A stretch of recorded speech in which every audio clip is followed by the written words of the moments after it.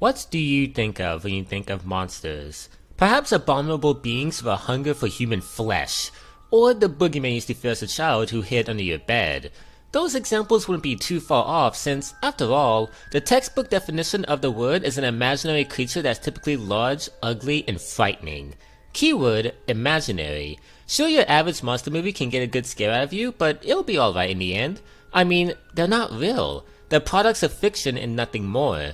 But what if I were to tell you there exists a different type of monster? Ones that aren't coated in fur, the size of an elephant, or capable of flight. Ones that resemble you and me.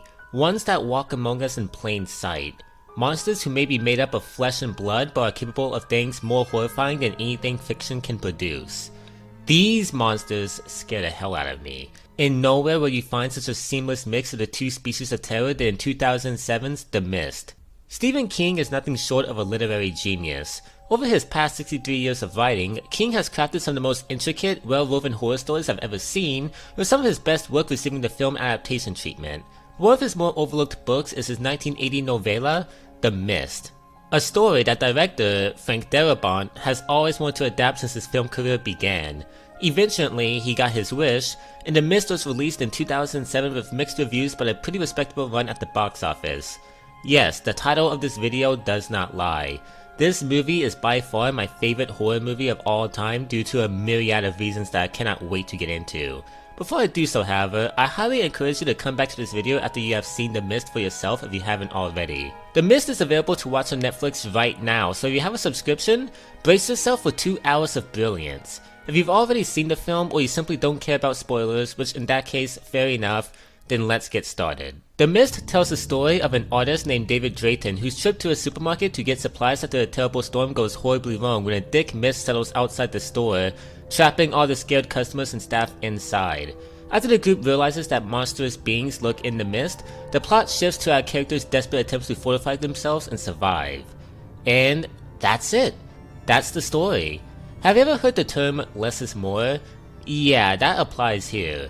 There's no complex narrative, roller coaster of twist, or hell, even a huge focus on giving an explanation to this phenomenon, even though one is provided. The movie takes full advantage of its already interesting concept and primarily focuses on character relations, as well as a variety of terrifying situations.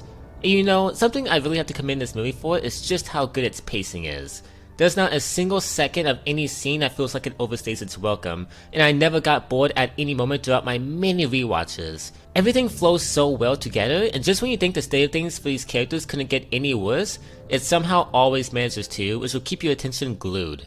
Speaking of which, we should probably get into The Mist itself, or rather, what resides in it. Big surprise, it's monsters, and oh boy are there a lot of them. What really bolsters my appreciation for this movie is how varied and unique its many threats actually are. The first thing that we see are tentacles. No, really, just tentacles. Flesh-eating tentacles that tears their teeth into a young store cashier before dragging him to his doom, ending with David posing a chilling question. What were those tentacles even attached to? That right there is what adds another layer to this movie's horror. The ambiguity of some of these monsters. Because the entirety of the outside is shrouded in mist, some of these creatures are barely visible, leaving a lot to the imagination. If there's one thing that's certain, whatever you can imagine is infinitely scarier than what you can physically see, and that works in this movie's immense favor. Some less memorable but still decent monsters of the mist are scorpion flies. Kind of the insects of the monster food chain who can still very much screw up a human state with its fatal neurotoxin. There are also pterobuzzards, buzzards, which are pterodactyl-like predators that mainly hunt scorpion flies, but will kill any human that gets too close. As I said, these creatures aren't anything too special, but their inclusion results in the most chaotic scene in the film where the store is invaded by these winged death traps. You have people getting stung, having their necks ripped out, setting themselves on fire. I love it. It's pure and utter chaos. While those monsters are responsible for the craziest scene, the ones that give us easily the scariest scene in the movie are Grey Widowers. Okay, so imagine you're a kid, right? And you go downstairs and see your dad watching a movie.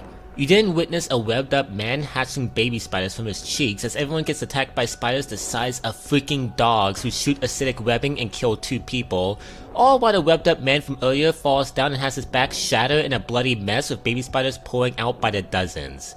For those of you who don't know, I have intense arachnophobia.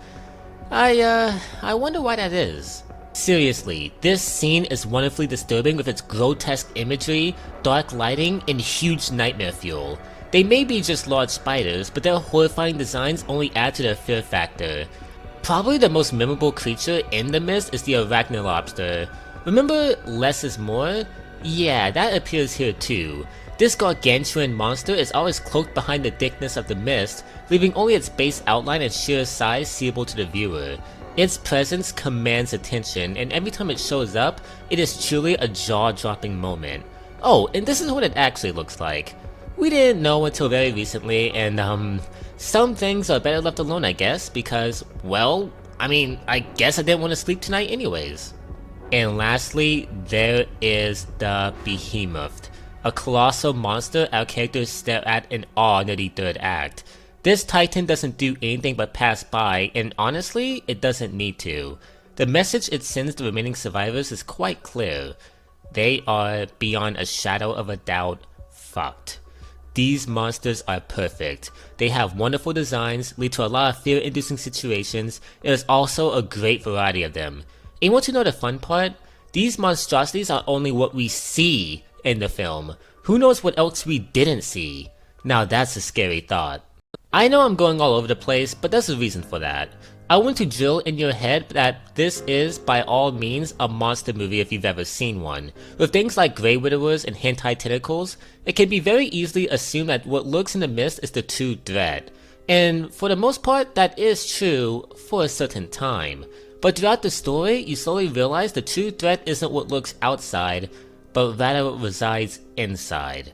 Let me elaborate. As stated earlier, our main protagonist is David Drayton, just some normal guy who sets aside his grudge of his stuck-up neighbor, Brent Norton, to run to the supermarket with his son, Billy Drayton, for supplies. There we also meet other nice characters, like Amanda, a kind-hearted optimist, Dan, a somewhat bizarre but rational guy, Irene, a sassy old lady who rises to the occasion more than once, and my favorite character, Ollie, a reserved, timid store clerk who turns out to be the biggest MVP of the film. These characters aren't rich with depth or complexity, but they don't need to be. These are just normal, average, everyday people with varying personalities. What's really interesting is how these characters, along with everyone else, react to the situation at hand. In the beginning, you get a plethora of different theories and perspectives. Some believe it's a chemical leak, some think it's a gas explosion, there are people like David and the rest who've witnessed the horrors waiting outside firsthand, skeptics like Brent who's assured there's nothing serious going on, and the lone nutball, Mrs. Carmody, who thinks they're in the midst of Judgment Day. I love the amount of speculation that goes on in the first quarter of the film and how these people try to deal with what is a completely unprecedented situation. But as things get worse and survivors get picked off one by one, these civilized, sane people begin to panic. And they turn to whatever desperate solution they can get, which in this case is Mrs. Carmody's lies. Someone whom everyone rightfully ignored as a lunatic is now seen as a savior as a result of these people's declining mental state. This is the true horror of the mist and the central question it poses. How good are we really? Sure, most of us have morals and values, but take away everything keeping us safe and put us in the direction of danger, and how good are we?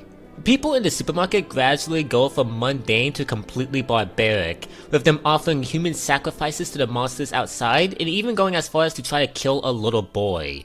We so often fear the unknown and what we don't understand that we tend to forget how much damage we're capable of. That's what The Mist highlights, and I love it for that. It gets to the point where our main characters are willing to take their chances with the monsters outside and the people they're trapped inside with. And you know what? They also aren't exempt from this as well. Earlier in the film, there's a distressed woman in the store who desperately needs to get to her children.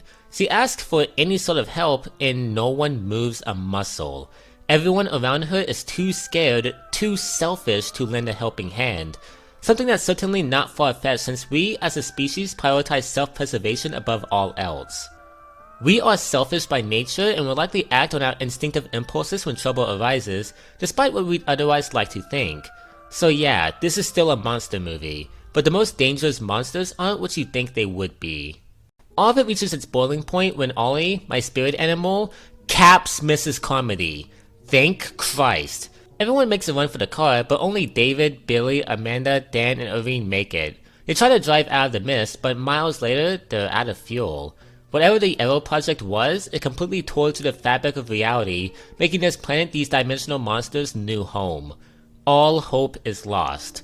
In an attempt to spare everyone the horror of being torn apart by whatever waits outside, David mercy kills everyone in the car, including his own son.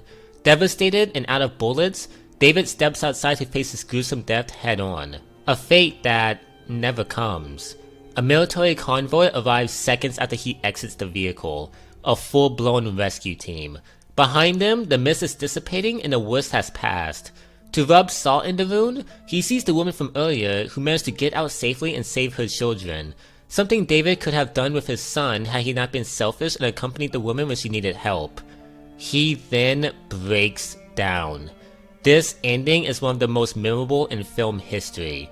It is so unbelievably tragic and is a nice closing to what has been a bleak story full of themes of human nature and what happens with the mess of what should very well be left alone. This isn't a long video, and that's because there's not much to be said about a film like The Mist. It's a horror classic created by an amazing director adapted from a horror genius.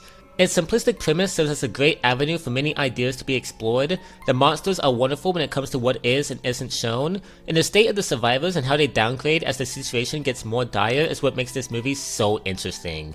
I know The Mist isn't some landmark when it comes to the genre, and it tells a very simple story. So why is it my favorite? The best way I can describe it is everything about it just works in my case. Sometimes I can't always perfectly articulate why I harbor so much love for something, and this is one of those times. Simply put, The Mist is a simple film that appeals to me with its great directing, fantastic performances, varied and creepy monsters, interesting themes, and beautifully devastating end that makes The Mist my favorite horror movie of all time. Twinkle, twinkle, little star, how I wonder what you are. Up above the world so high, like a diamond